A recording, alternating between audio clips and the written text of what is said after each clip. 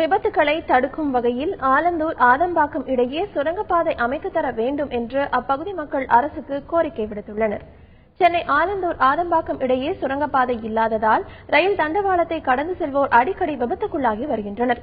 பள்ளி குழந்தைகளும் வேலைக்கு செல்வோரும் கடுமையாக பாதிக்கப்படுகின்றனர். இருசக்கர வாகனத்தில் செல்வோர் சுற்றுப்பாதையில் செல்ல வேண்டியுள்ளதாக தெரிவித்துள்ளனர். பொதுமக்கள் நலன் கருதி ஆலந்தூர் ஆதம்பாக்கம் இடையே விரைவாக சுரங்கப்பாதையோ மேம்பாலமோ அமைத்து தர வேண்டும் என்று சமூக ஆர்வலர்கள் கோரிக்கை விடுத்துள்ளனர். குறைந்தபட்சம் ஒரு நாளைக்கு 6000 அல்லது 7000 மக்கள் இந்த இருப்பு பாதையை கடப்பதை வழக்கமாக கொண்டிருக்கிறார்கள். காரணம், ஆலந்தூர் ஆதம்பாக்கம் 2 பகுதிகளையும் ஒன்று சேர்க்கிற ஒரு இடமாக அந்த இருப்பு பாதை இருக்கிறது.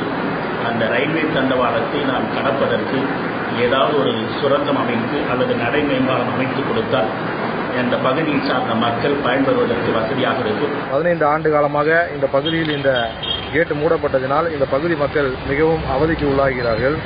இந்த பகுதியில் மிகப்பெரிய ஒரு பள்ளியும் இருக்கிறது. பல ஆயிரக்கணக்கான மாணவர்களும் இந்த பள்ளியில் படிக்கிறார்கள்.